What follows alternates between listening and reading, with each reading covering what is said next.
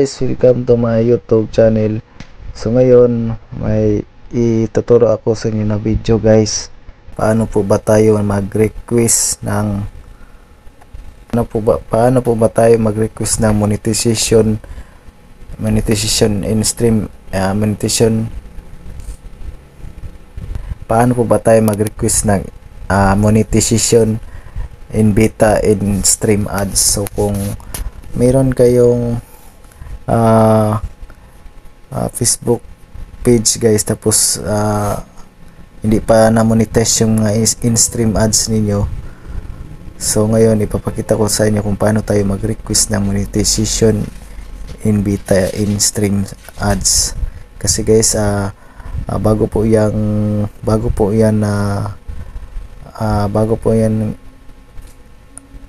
inilabas ni Facebook ngayon na yung kita ng in-stream ads on Reels, bonuses, live, lahat guys is pinag-iisa na lang. Yan po yung bagong pinalabas ni Meta ngayon. So ngayon mag-request tayo ng monetization beta in stream ads kasi pinag-isa na lang kung hindi pa tayo monetize. So kaya ngayon punta tayo sa ating Facebook page, click natin itong profile natin, tapos click natin itong Facebook natin, click natin ito guys. So i-copy link lang natin, copy link. So yun, na-copy link na. So ngayon back tayo, tapos punta tayo dito sa, tapos guys click natin itong profile natin, ayun, tapos i-click natin ang creator support, tapos guys i-click natin ang monetization, tapos i-click natin ang program eligibility. So ngayon tapos guys i-click natin ang in-stream ads. Focus on crafting compelling content rather than optimizing for ad performance. You don't need to track earnings in all place. Yun, content. And nakalagay dito guys, in stream ads eligibility on Facebook as of October 4, 2024, we will no longer be accepting applicants on stream ads on Facebook.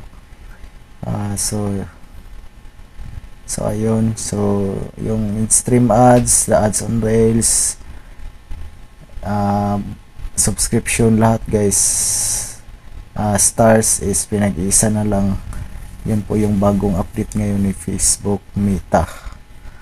So ngayon request tayo, click lang natin itong in this form. We're sending invitation to join the Facebook content monetization beta, and we will continue to do so in the following months. The beta will remain invite only until 2025. You can express interest in this. So until 2025 lang yung pwede maka-invite guys. So ngayon i-click natin itong in this form. So dito guys ilagay lang yun yung email address, tapos Facebook account URL, yung link ng yung Facebook page or Facebook profile, tapos other social media accounts. So yun, so ilagay natin ito ating email address natin guys. So dito Facebook account URL, ilang press lang natin.